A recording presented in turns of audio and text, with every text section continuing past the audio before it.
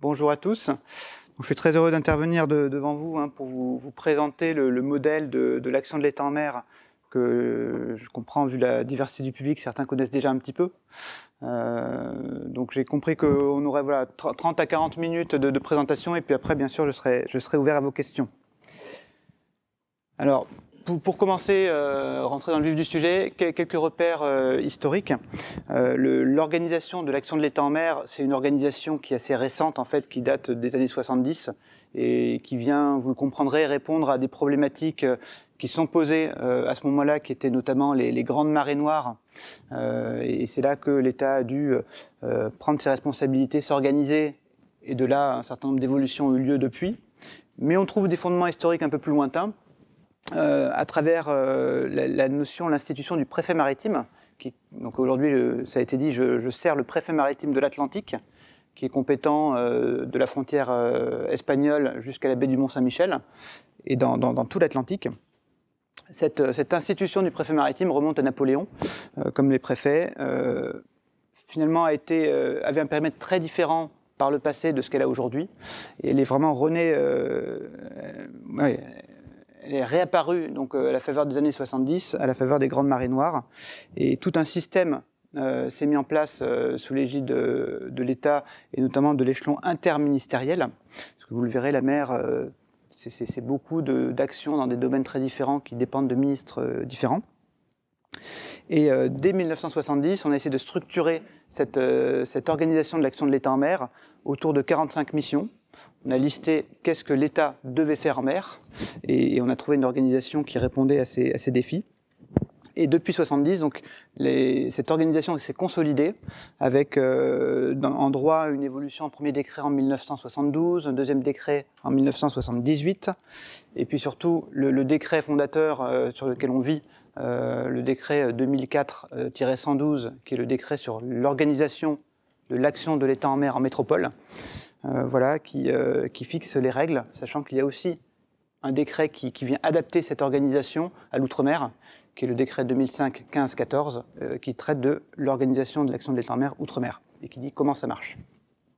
C'est des documents très courts, donc si vous êtes intéressé, ces décrets ils font à peine 2 pages, mais ils permettent de cadrer les choses, et bien sûr je vais y revenir aujourd'hui.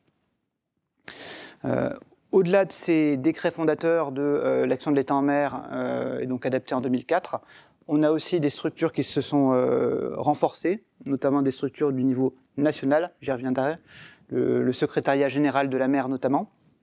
Et on a une fonction garde-côte qui s'est structurée avec un premier décret en 1995 et un certain nombre de nouvelles mesures organisationnelles en 2009. Alors, aujourd'hui, si on doit le schématiser, l'organisation ressemble à ça.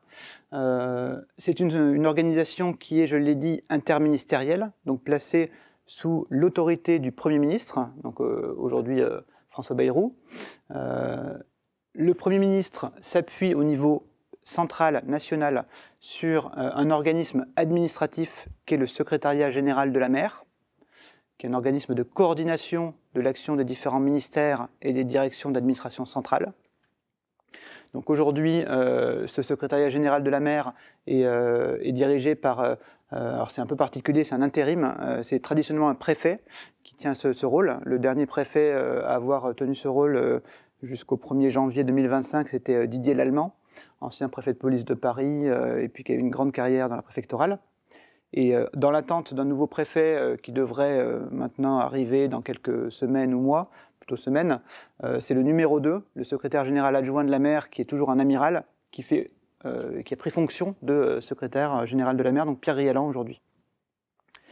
Ce secrétariat général de la mer, c'est une équipe très resserrée d'une vingtaine de personnes, équipe interadministration, qui a pour mission principale d'assurer le secrétariat, la préparation d'un organisme qui est lui politique, qui est le comité interministériel de la mer. Ce comité interministériel de la mer, c'est ni plus ni moins qu'une réunion des ministres concernés par la mer, c'est-à-dire presque tout le gouvernement, sous l'égide du Premier ministre, et il se réunit, bon an, mal an, une fois par an, tous les 2 ans, en fonction aussi de la stabilité des gouvernements et des ambitions maritimes de la France. Et donc, à cette occasion, il y a un gros travail de préparation forcément, et des annonces importantes sont faites pour la politique maritime de la France. Le secrétariat général de la mer préside également le comité directeur de la fonction garde-côte, qui est donc plus administratif que politique. Il s'agit d'une réunion à laquelle le secrétaire général de la mer convie les responsables de toutes les administrations intervenant en mer. Donc pour la marine, le chef d'état-major de la marine, pour la douane, le directeur général des douanes, etc. Et qui vise à assurer la cohérence de la fonction garde-côte et s'assurer notamment que chaque administration qui a ses propres moyens navals et aériens susceptibles d'intervenir en mer évolue de manière, sans déstabiliser le côté interministériel des moyens, c'est-à-dire que c'est dans ce type de réunion qu'on va s'assurer que la marine ne va pas fermer une base navale dans le sud de l'Atlantique, en même temps que la douane qui va décider de fermer une base hélicoptère. Voilà, c'est l'intérêt pour le SGMR étant d'assurer une couverture interadministration sur l'ensemble du littoral pour remplir les missions de l'État en mer sous l'autorité des préfets maritimes. Et le secrétariat général de la mer dispose également d'un petit organisme qui s'appelle le Centre opérationnel de la fonction garde-côte, qui est un centre de suivi de ce qui se passe en mer, alimenté notamment par les préfets maritimes et l'équivalent des préfets maritimes outre-mer, et qui, pour le SGMR, prépare des synthèses opérationnelles, surtout en cas d'événement de mer, pour alimenter l'échelon politique. Si demain on a un nouvel Erika, un nouveau Prestige, ce qu'on espère bien sûr ne pas voir arriver, le centre opérationnel de la fonction garde-côte fait des synthèses, alimente les ministres qui vont être au premier rideau en termes de communication et qui doivent avoir une vision claire et synthétique de la situation. Donc ça, c'est le niveau parisien. Et ce niveau parisien oriente, donne des directives aux préfets maritimes. Donc on a 3 préfets maritimes en métropole. Je sais plus si une carte, voilà. La France a découpé tous les espaces maritimes en zones maritimes. Donc pour l'Atlantique, que vous voyez en vert pâle, c'est le préfet maritime de l'Atlantique qui siège à Brest.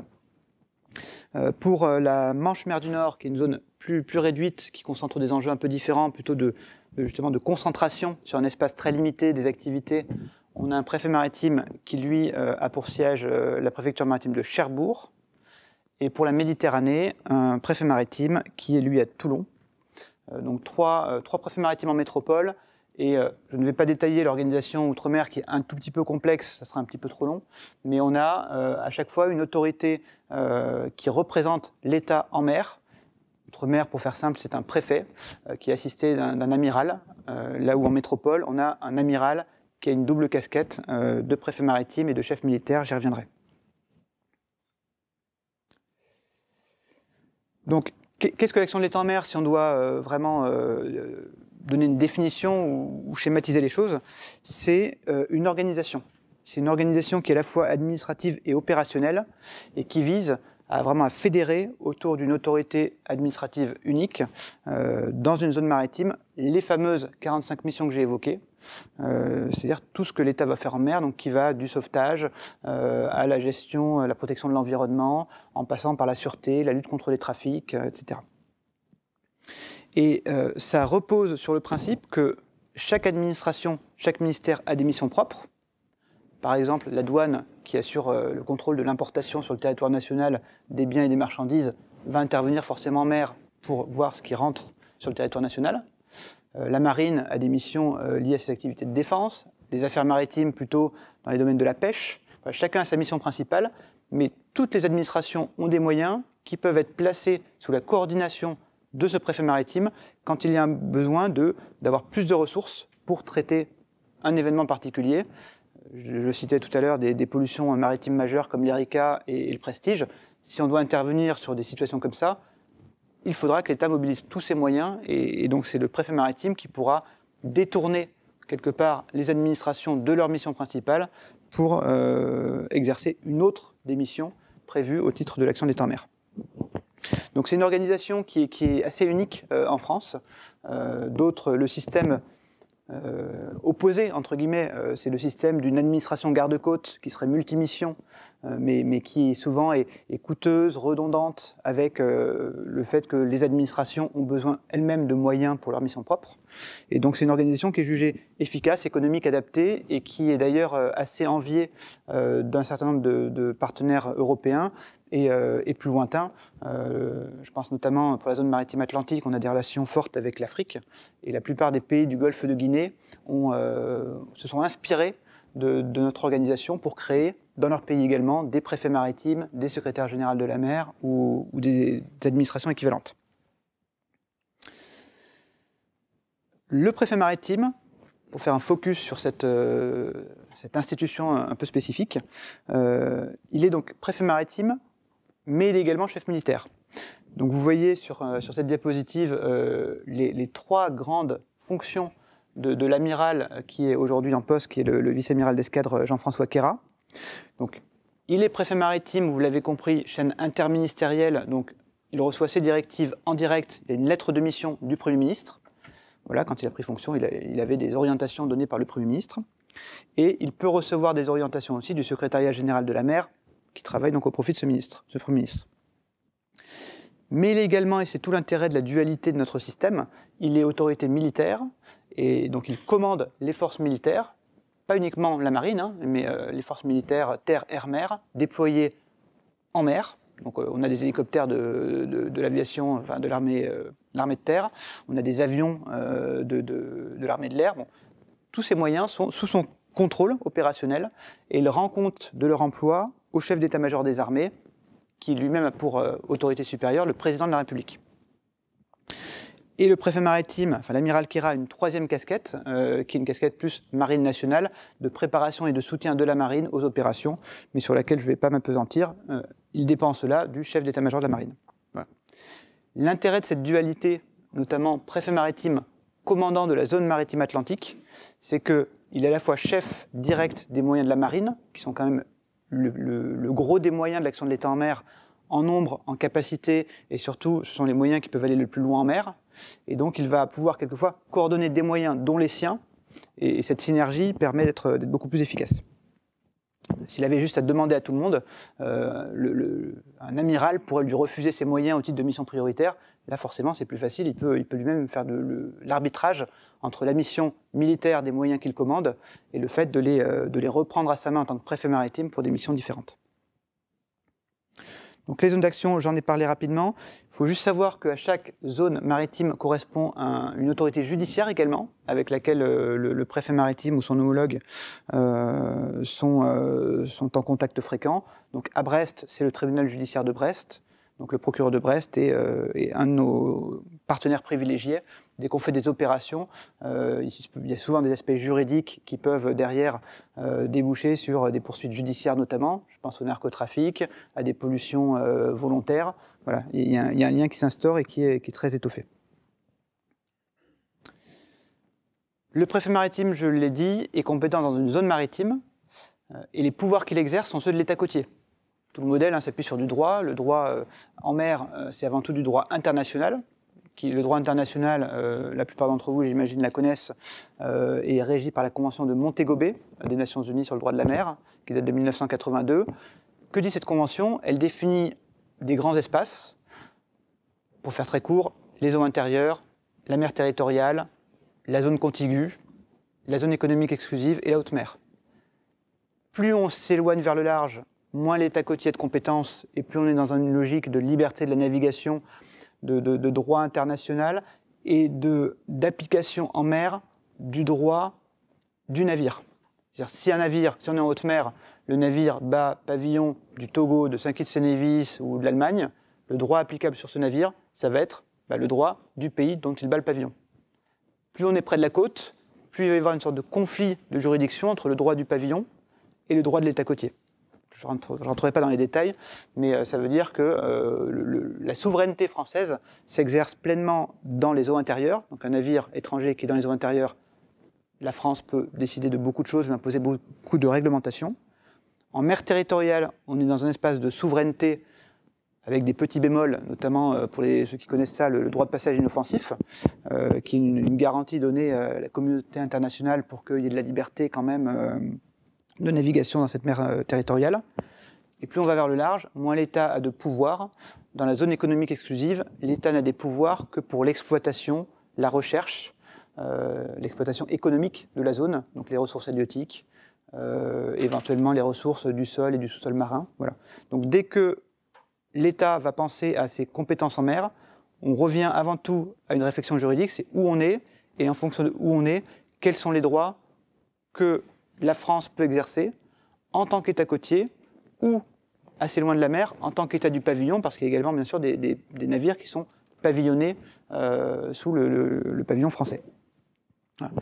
Donc pour faire simple, le préfet maritime est compétent partout en mer, à l'exception des ports, qui eux relèvent de l'autorité terrestre, donc préfet de département, jusqu'à, en fait, quand la mer rentre vers la terre, on place une limite, ce qu'on appelle la limite transversale de la mer, donc c'est fixé par décret, certains datent d'il y a plus de 100 ans, qui fixe la limite de compétence entre le préfet maritime et le préfet de département. Voilà. Il y a bien sûr quelques compétences de police spéciales, quelques compétences administratives particulières qui sont listées là. Vous savez que les maires ont des compétences dans la bande des 300 mètres pour la baignade, donc c'est des compétences concurrentes de la compétence générale du préfet maritime. Le préfet de département, lui, a une compétence sur le sol marin dans les 12 000 nautiques, donc à peu près 20 km des côtes. Donc ça, c'est ce qu'on appelle la police du domaine public maritime. Et le préfet de région, lui, a des compétences en matière de pêche. Voilà, ce sont les exceptions à la police générale, au pouvoir de police générale du préfet maritime. Sur le plan territorial, maintenant, je vous ai parlé tout à l'heure du niveau parisien, si on se positionne plutôt à l'échelle régionale ou interrégionale. Le préfet maritime, lui, travaille avec les administrations régionales, départementales, locales. Donc il anime, il coordonne leur activité. Donc on retrouve les mêmes qu'au niveau central. Hein. Qui intervient en mer, c'est prioritairement la Marine nationale, mais c'est également la gendarmerie nationale. Je dis volontairement nationale et pas maritime, la gendarmerie maritime dépendante de la Marine nationale.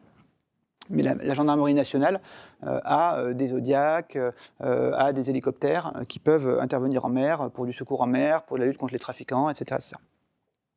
La douane, qui est un contributeur important de l'action de l'État en mer, avec des navires, mais également quelques hélicoptères et des avions. Et puis, alors, effectivement, ce n'est plus le secrétariat d'État chargé de la mer, parce que l'organisation du gouvernement a encore changé, mais les affaires maritimes qui ont dans les départements des délégués à la mer et au littoral, et qui ont au niveau interrégional des directions interrégionales de la mer, et qui disposent à chaque fois de moyens. Les directions interrégionales de la mer ont des navires, des phares et balises qui font de la signalisation maritime.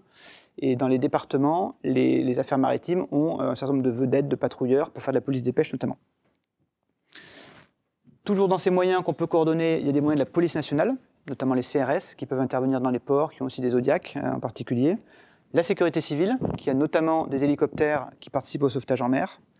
Des administrations moins connues, et qui ont des contributions moindres, mais toujours intéressantes quand on cherche à rassembler.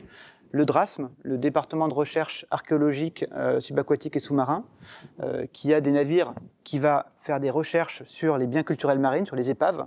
Donc il y a un navire en Atlantique, un navire en Méditerranée. Et puis, c'est pas une administration, mais c'est une association bien connue et qui est très présente, la SNSM, qui a le gros de la mission du sauvetage en mer. C'est la première administration à intervenir. Donc toutes ces administrations peuvent être coordonnées, tous ces moyens peuvent être coordonnés au profit du préfet maritime par des centres opérationnels qui sont listés en bas. Hein, le CENTOPS, le centre des opérations de la marine, qui peut coordonner les moyens des administrations. Les CROSS, qui font ça surtout pour les missions de sauvetage. Donc dans l'Atlantique, le CROSS Etel et le CROSS Etel qui est pas très loin de l'Orient, et le CROSS Corsen qui est plus près de Brest. Et on peut aussi s'appuyer sur des centres opérationnels des administrations, donc de la gendarmerie ou des douanes en particulier. En plus de cette mission de coordination, pour pouvoir exercer le pouvoir de police administrative générale, le préfet maritime doit rendre des avis, doit prendre un certain nombre de décisions plus administratives. Il s'appuie en cela sur les DDTM, donc directeurs départementaux des territoires et de la mer, et leur adjoint les DML, délégués mer littoral, souvent des gens des affaires maritimes qui connaissent bien le milieu et qui vont pouvoir rendre des avis éclairés sur un projet en mer. Est-ce qu'on le soutient? Est-ce qu'on lui impose des contraintes pour la sécurité maritime, pour la protection de l'environnement, etc., etc. Enfin, le préfet maritime, et ça fait partie de l'évolution de ses missions, est de plus en plus en relation avec des préfets de région pour la planification maritime. Qu'est-ce qu'on va mettre en mer plus tard, quand il y a des grands projets industriels, je pense à l'éolien en mer, je pense à des câbles de communication en mer, quand il y a des enjeux politiques, économiques, liés à la pêche, voilà, les deux préfets échangent beaucoup. Et également, au-delà de la planification, pour la gestion des conflits d'usage, parfois, quand on doit prioriser, voilà, les deux discutent, président ensemble un conseil maritime de façade, qui est une sorte d'assemblée présidée donc par l'État, rassemblant tous les usagers de la mer. Donc on y trouve la SNSM, le représentant de la Fédération de voile, l'industriel, l'association de protection de l'environnement en mer. Et régulièrement, ces conseils maritimes de façade se réunissent pour formuler des avis, élaborer une stratégie qui vient décliner la stratégie nationale mer littorale à l'échelle de la façade maritime. Et donc actuellement, ce CMF travaille en ce moment sur la mise à jour de la stratégie de façade maritime qui va donner les grandes orientations, les grandes vocations des différents espaces maritimes atlantiques dans une perspective de 5 ans. Voilà, donc à l'été, on devrait avoir de nouveaux documents stratégiques de façade. Le préfet maritime assure donc finalement 3 rôles principaux. Un rôle, je l'ai dit, dans les années 70, au moment où le préfet maritime est revenu dans le paysage institutionnel, un rôle de préfet de l'urgence, qui reste du coup le cœur historique de ses missions, avec essentiellement des prérogatives en matière donc, de sécurité maritime, mais également de sûreté, qui sont aussi beaucoup développées. Vous n'êtes pas sans savoir que, par exemple, la lutte contre le trafic de stupéfiants, qui est une priorité politique forte, ça se passe à terre, mais il y a aussi forcément, pour que ça arrive, ça passe par la mer, hein, parce que les pays de production ne sont pas en France. Donc il y a des activités importantes en termes de sûreté. Il est également préfet de police en mer, c'est-à-dire qu'il va produire de la réglementation. Il va avoir ce besoin de coordonner, encore une fois, les administrations. Et puis, il est de plus en plus, maintenant, préfet gouverneur de la mer. Pourquoi je dis de plus en plus? C'est qu'il y a 20 ans, 30 ans, cette mission existait peu. Et c'est bien avec le développement des activités en mer, la territorialisation de la mer, qu'on se retrouve aujourd'hui à avoir besoin d'une planification maritime et de faire des choix, y compris politiques, sur les projets. Quand le président de la République annonce qu'il faudra installer 45 gigawatts d'éolien en mer à horizon 2050, c'est une politique publique sectorielle importante, mais forcément, ça se fait dans le même espace où on annonce également des zones de protection fortes, avec des pourcentages surfaciques de zones à protéger, des zones dans lesquelles la pêche doit aussi maintenir son activité et pour lesquelles il y a aussi une volonté politique d'avancer. Donc cette logique de gouverneur de la mer devient de plus en plus importante. Je passe là-dessus. Quelques caractéristiques focalisées sur l'Atlantique. Hein. On est à l'Orient et puis je viens de la préfecture maritime de l'Atlantique. Quand on pense sécurité, à Brest, on pense à cette carte. En rouge, vous voyez les flux de trafic, donc c'est les traces des radars, en gros, des navires. Hein. Donc l'autoroute de la mer qui passe par la Manche et qui va du dispositif de séparation de trafic de Ouessant, au large de la Bretagne, vers celui du Cap Finistère, au large de l'Espagne. Donc forte densité du trafic maritime, des conditions météo difficiles. On a à la pointe bretonne, un tiers du temps, des vents supérieurs à 30 nœuds, donc 50-60 km/h. On a des mers supérieures à 5, c'est-à-dire des belles vagues qui rendent les conditions difficiles, notamment si un navire tombe en avarie. Grosso modo, les vents et le courant risquent de le ramener à la côte et on finit comme ça avec un Amoco Cadix dans les années 70 ou un Erika.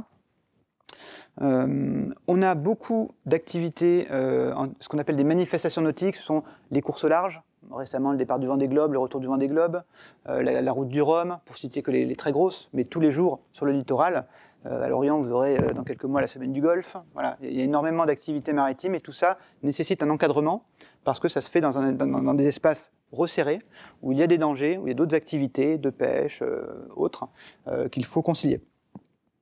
Et la pêche maritime professionnelle est particulièrement importante. Je suis arrivé un petit peu juste aujourd'hui parce que hier, le préfet maritime a envoyé dans la journée un remorqueur d'intervention récupérer un morceau de barge conteneur, c'est pas très clair, la nature de l'objet est pas très claire, qui était à la dérive depuis quelques jours. En fait, on a eu, vous le verrez sûrement, il y aura sûrement un entrefilet dans la presse, mais un petit remorqueur qui partait des Pays-Bas pour aller de mémoire en Afrique ou en Inde, là j'ai un doute. Ce navire remorquait 2 grandes barges, sûrement pour traitement de déchets à terme dans un pays étranger lointain. Et on s'est aperçu, en surveillant la mer, qu'au bout d'un moment, il n'y avait plus de barge, il n'y en avait plus qu'une. Et le navire n'avait pas déclaré le fait que la deuxième barge a certainement coulé. Et une partie de cette barge flottait, présentait un danger pour la navigation, a remonté tout le rail d'Ouessant. Donc il y a eu un rôle d'information maritime pour éviter que cet objet qui faisait quand même une vingtaine de mètres, qui pouvait du coup rentrer en collision avec un navire de pêche, un navire de plaisance, voire un navire de commerce, ne crée un accident, voire un risque pour la vie humaine. Et in fine, cet objet a été croché, puis remorqué vers la grande rade de Brest. Il est arrivé ce matin en rade de Brest, à peine 3 nautiques des côtes, c'est-à-dire près 6 km de Port-Salle, alors que la dérive était d'à peu près 2,5 nautiques par heure. C'est-à-dire qu'une heure plus tard, il était sur la côte, avec peut-être des risques pour l'environnement, etc. etc. Voilà.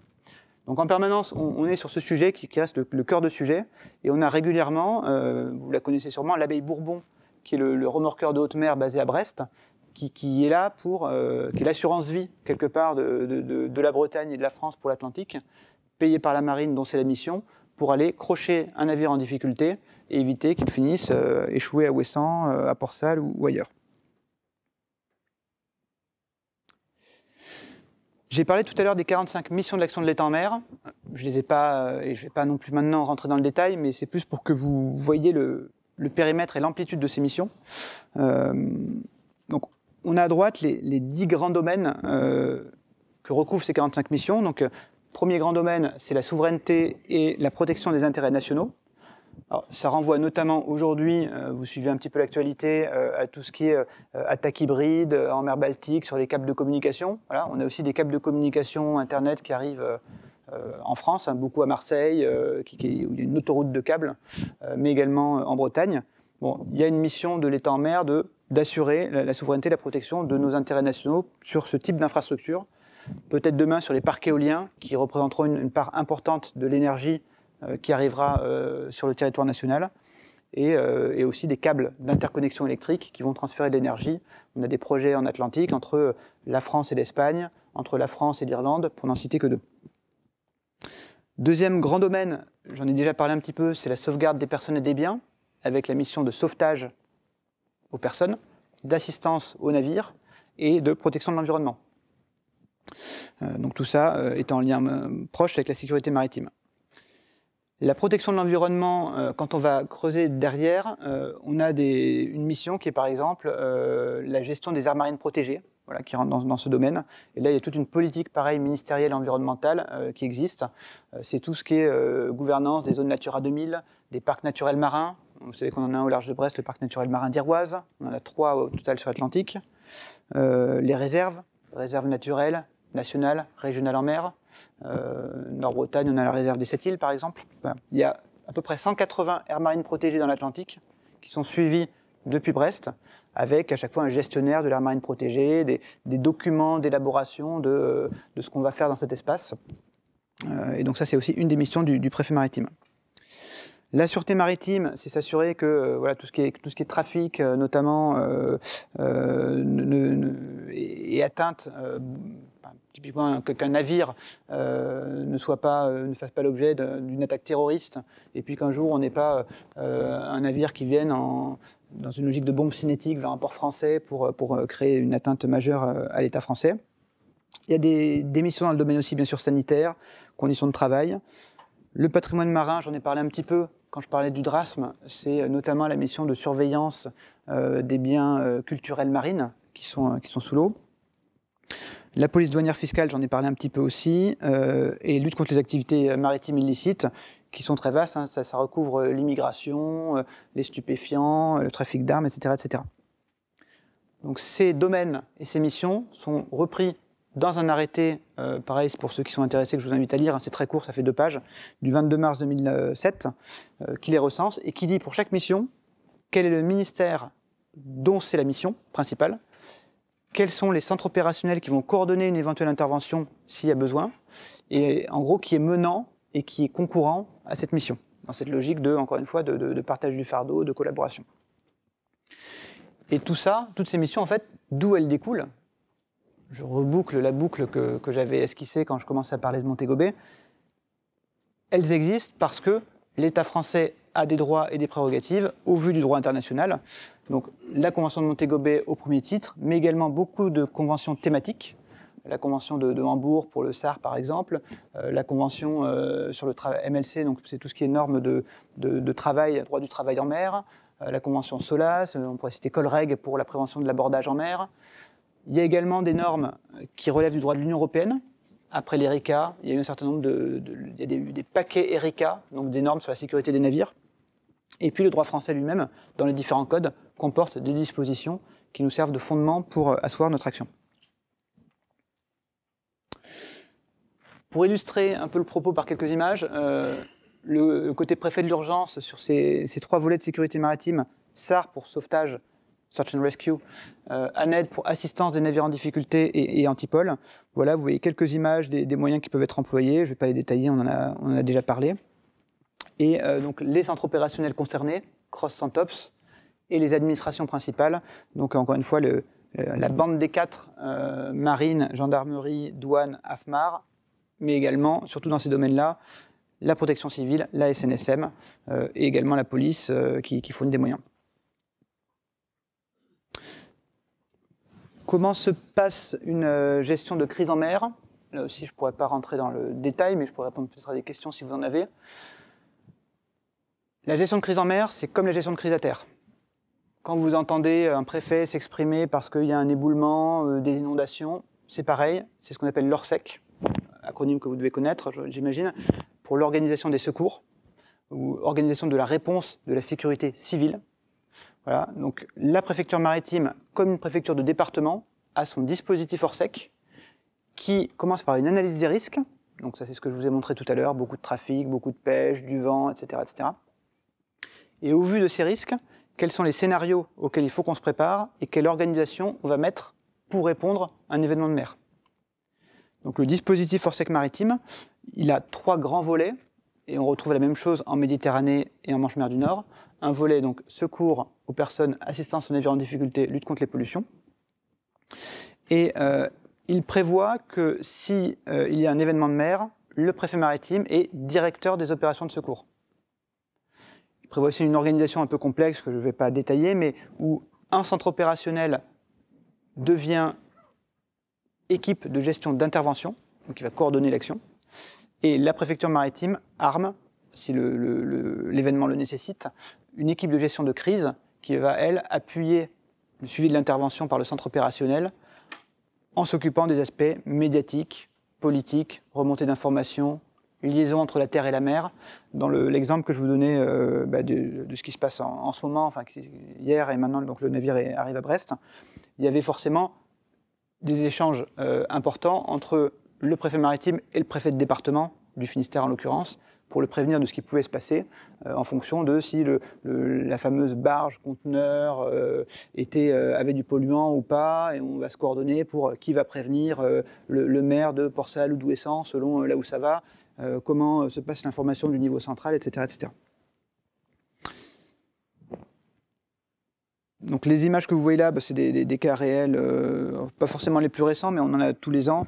Un chimiquier prenant l'eau et qui avait comme caractéristique sur ce cas-là que l'entrée d'eau pouvait avoir des conséquences importantes sur la cargaison et, pour faire simple, ça pouvait produire des réactions chimiques qui faisaient que ce navire pouvait devenir une sorte de bombe cinétique et dégager même un nuage s'il s'explosait, qui, s'il était ramené dans un port et que le nuage s'orientait vers les populations, aurait pu poser des gros problèmes de santé publique. Et au-dessus, un porte-conteneurs remorqué par 2 abeilles, celle de Brest et celle de Cherbourg, parce que quelquefois, on appelle aussi les camarades en renfort, parce qu'un remorqueur de haute mer peut ne pas suffire. Et vous voyez que ce remorqueur n'est pas le porte-conteneurs n'est pas un des plus gros qu'on a aujourd'hui.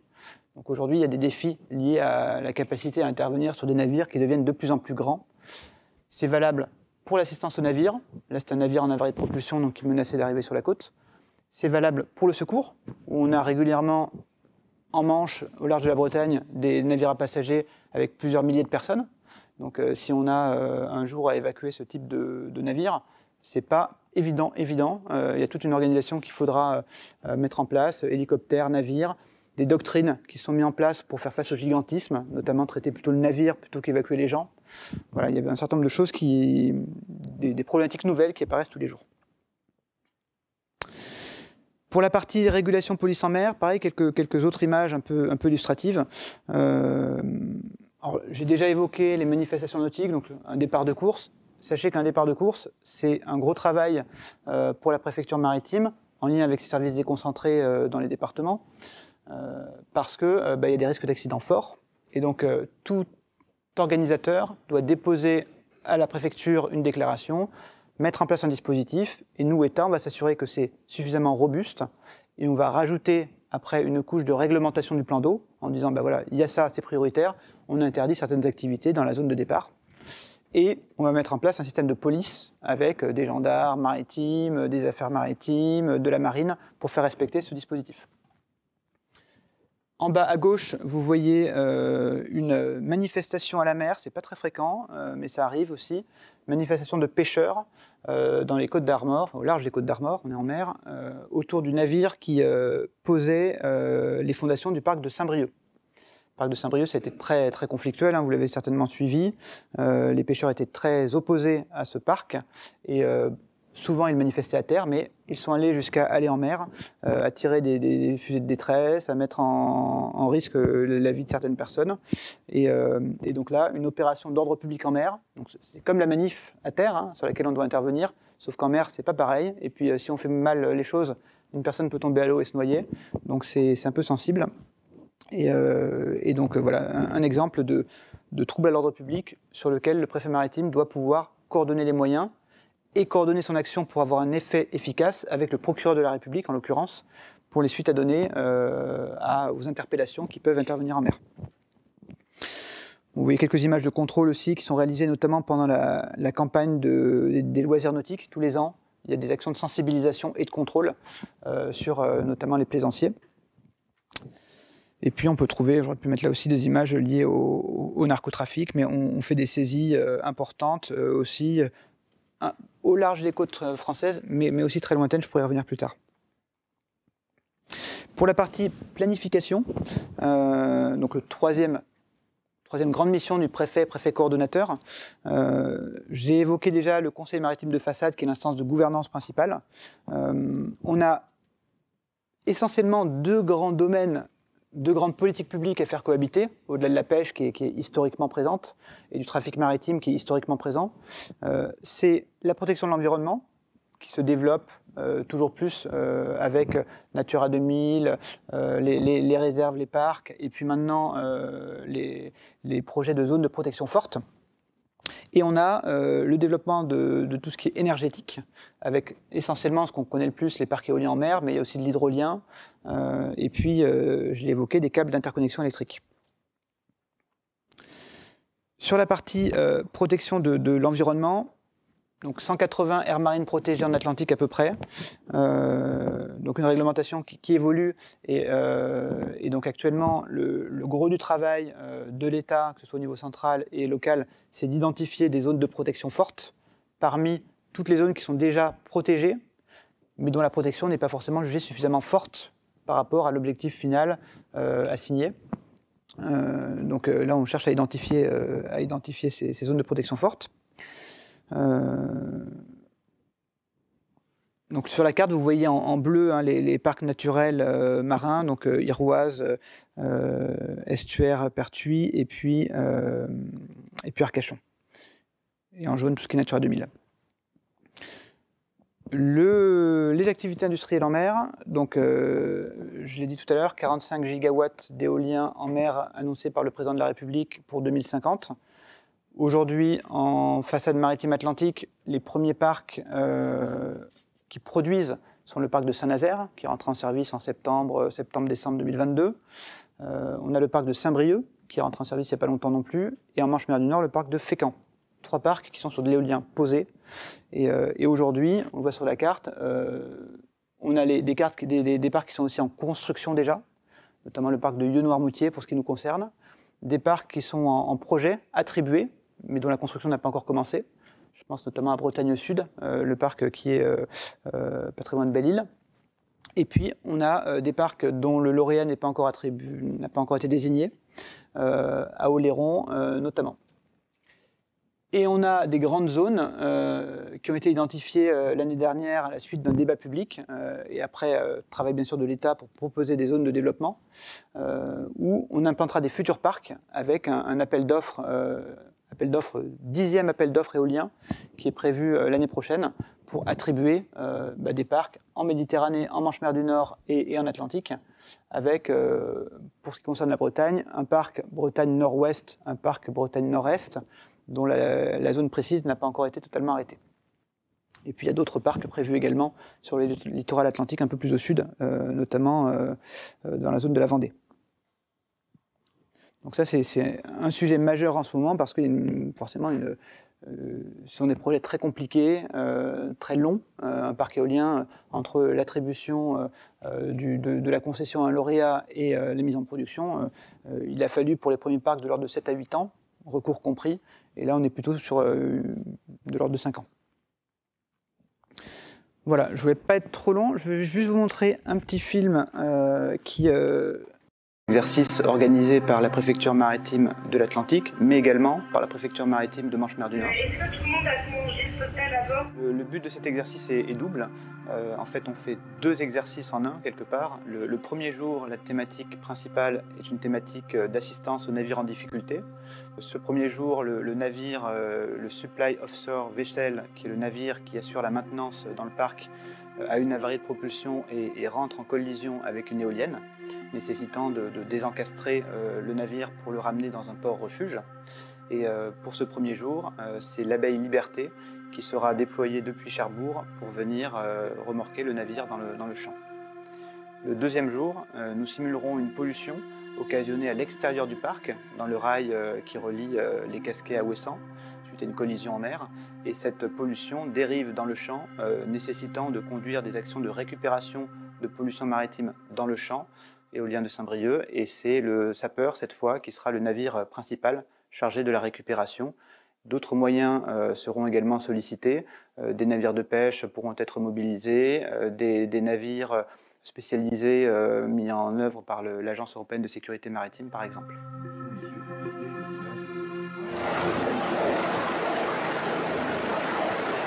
Cette année, nous avons décidé de conduire cet exercice dans le champ éolien de Saint-Brieuc parce que les champs éoliens en mer sont des nouveaux éléments du paysage maritime français qui apportent de nouveaux risques auxquels il faut que opérateurs et États sachent répondre. La préfecture maritime Manche-Mer du Nord avait organisé un exercice dans un champ éolien en construction au printemps 2024 et Gwalarn est le premier exercice dans un champ éolien en exploitation, donc qui produit, qui tourne. Et nous allons maintenant travailler sur d'autres scénarios, notamment dans les domaines de la sûreté et sûreté maritime. Et nous conduirons un nouvel exercice de sécurité maritime au printemps 2025 dans le parc de Saint-Nazaire. Voilà, c'est juste pour qu'il y ait une petite vidéo un peu plus dynamique en complément de ce que j'ai dit. Et voilà, j'espère ne pas avoir été trop long et je suis prêt bien sûr à répondre à vos questions.